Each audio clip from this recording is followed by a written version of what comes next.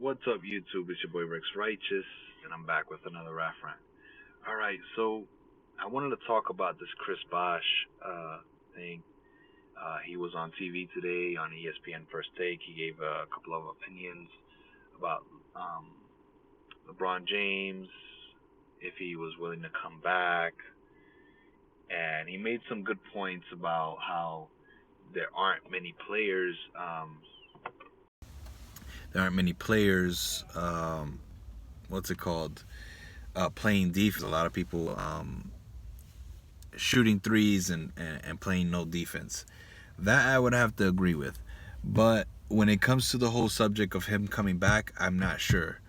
I don't think it's a good idea. Um, I'm not sure if it's the best thing. But I will say this: I don't disagree with his choice to say that he's not done. So, I don't want to put myself in a scenario where I'm like a basketball player and I get paid for it. That's neither here nor there because obviously I've never done that. So I can't have an opinion like those guys, like Tracy McGrady, like Paul Pierce. I've seen that they talked about it. They gave their opinion. They said that he's done. They think that he's done, and that's just a straightforward answer. But for me, I'm trying to elaborate on this quote that he gave, and basically how I see it is that I think he's just trying to sell himself. You can see that he's a little bit into comedy. He likes for people to know that he's out there. He wants to be a public figure. So I think what he's trying to do is sell himself. Um, he wants people to feel bad for him. In this day and age, what a lot of people like to do is, let me see if I can block the sun a little bit. Yeah, that helps. What a lot of people like to do is do all these like things where they'll go back and forth, like with Kanye. Remember when Kanye like 2-3 years ago he was ranting about how um, Jay-Z won't do this for him, and I know you got killers out there and this and that, and everybody's like, what's wrong with Kanye? What's wrong with Kanye? So there's this part of the news now that has its own category now.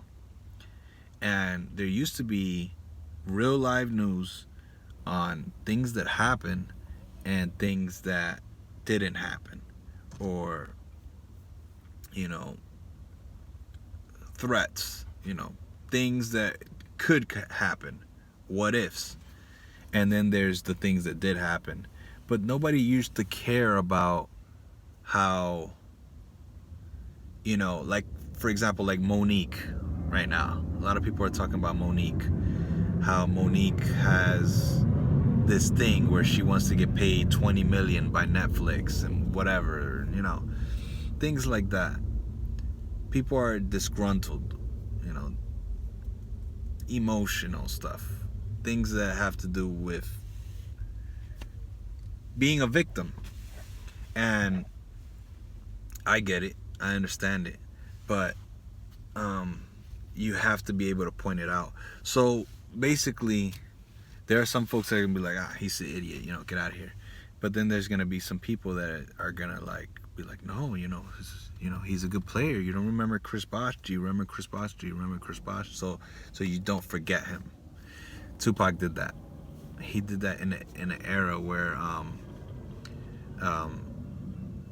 it wasn't very popular and nobody was really on that tip. But he was smart. He used it in the right way. So,